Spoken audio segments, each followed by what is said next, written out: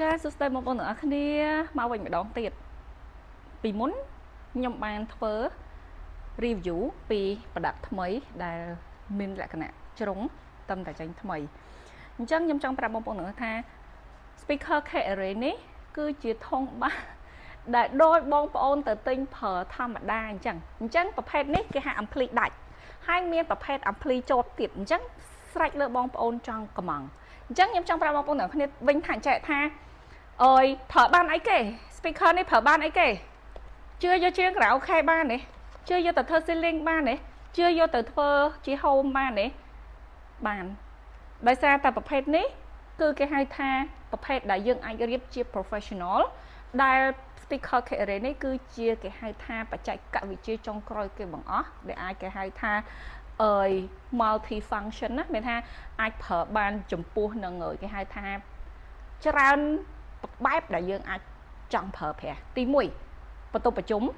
ប្រភេទ ceiling ក៏ទៅបានរោងកុនក៏អាចចូលបានតែតាមតូចតាមធំប្រភេទខ្លះ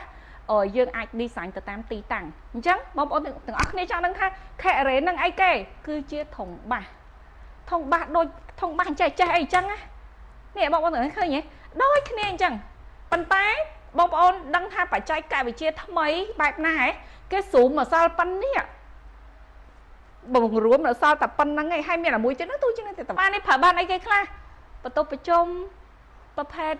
background music តាមអ្វីដែលយើងចង់រៀបអញ្ចឹងអតិថិជនចង់យករៀបទៅធ្វើអីគ្រាន់តែប្រាប់មកពួកយើងរៀបទៅតាមតម្រូវការរបស់អតិថិជនហើយសួរថាពិបាកប្រើអត់ពិបាកប្រើទេកាន់តែ iPad មួយបជាគឺចប់អញ្ចឹងខ្ញុំចង់មកប្រាប់បងប្អូនទាំងគ្នាថាសួរថា K-Array ធ្វើនៅប្រទេសណាមើលនេះ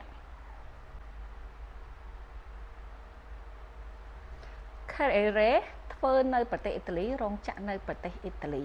អញ្ចឹងដែលខ្ញុំបានធ្វើ review វីដេអូមុនមានន័យថាកាលមុន shape វារៀង